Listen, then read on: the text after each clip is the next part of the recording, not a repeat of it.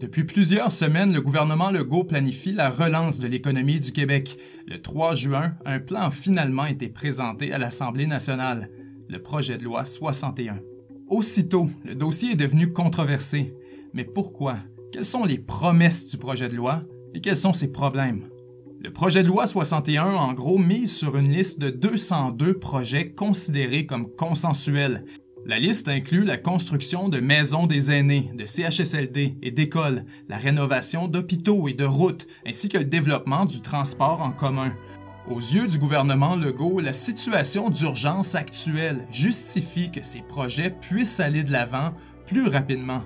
Il voudrait diminuer les délais administratifs entre le moment où un projet est confirmé et le moment où les travaux commencent. L'objectif est de faire travailler les gens aussitôt que possible, notamment dans le domaine de la construction, afin de pallier au taux de chômage élevé que le gouvernement anticipe.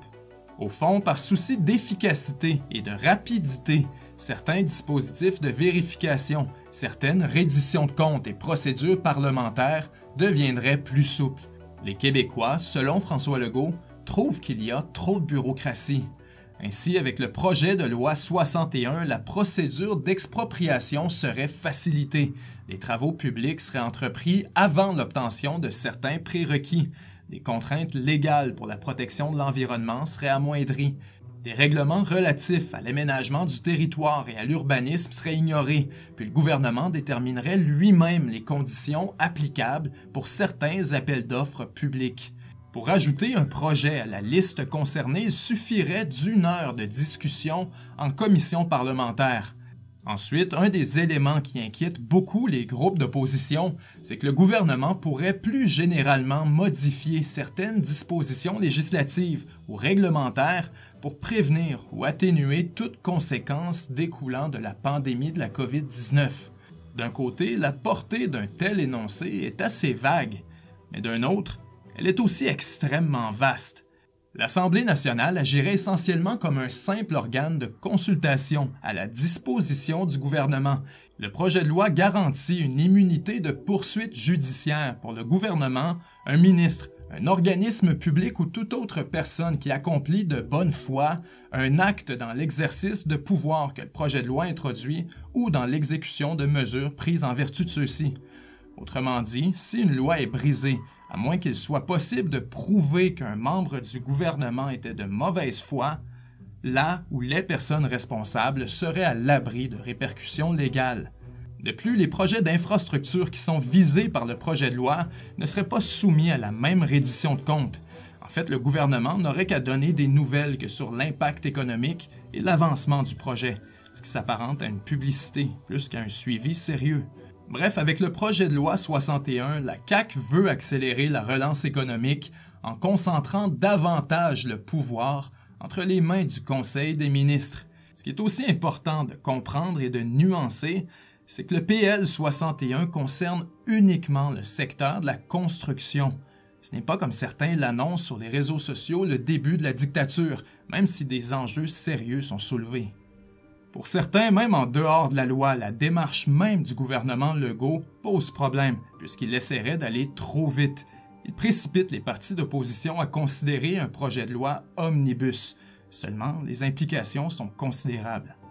Le projet de loi 61 a été présenté le 3 juin à l'Assemblée nationale. La CAQ voudrait qu'il soit sanctionné le 12 juin, avant la fin de la session parlementaire. Si ce n'est pas fait à ce moment, le gouvernement a ouvert la porte à prolonger la session jusque dans l'été, puisqu'il voudrait, dans la mesure du possible, éviter d'utiliser le bâillon. Le délai est donc court, mais l'urgence d'agir semble bien comprise par l'ensemble des oppositions. Par ailleurs, le gouvernement Legault se dit accommodant et flexible sur le texte du projet de loi. Les partis d'opposition offrent certainement, jusqu'ici, leur collaboration, mais ils ont aussi des inquiétudes.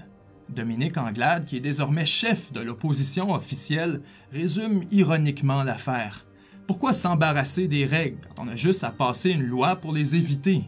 Le gouvernement, s'inquiète-t-elle, semble considérer les lois comme des entraves à contourner.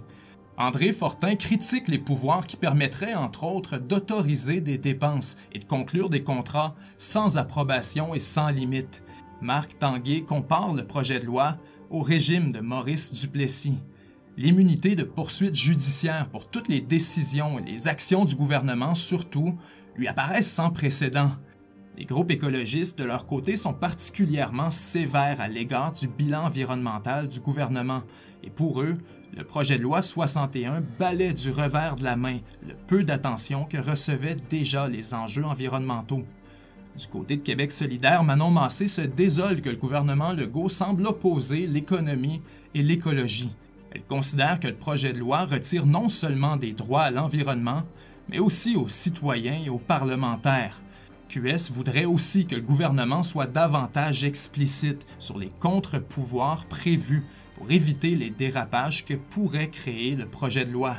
Le Parti québécois dit voir à l'horizon une deuxième commission Charbonneau.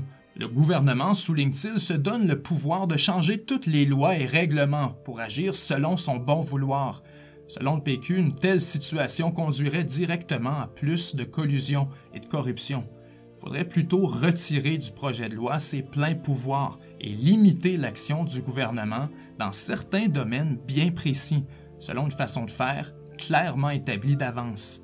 Gardons en tête qu'il y a un nombre limité d'entreprises pouvant mener à terme des grands projets d'infrastructure et qu'elles seront extrêmement en demande partout à travers le monde.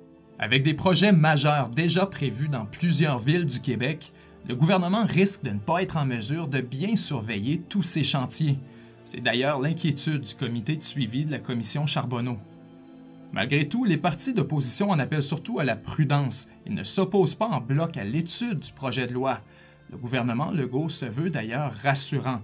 Il n'est pas question d'utiliser le bâillon. Il ne veut pas imposer le projet de loi 61 et il veut collaborer avec les partis d'opposition pour bonifier le projet de loi. Le gouvernement l'a clairement exprimé. Le projet de loi 61 n'est pas une décision du Conseil du Trésor, c'est une proposition à l'Assemblée nationale.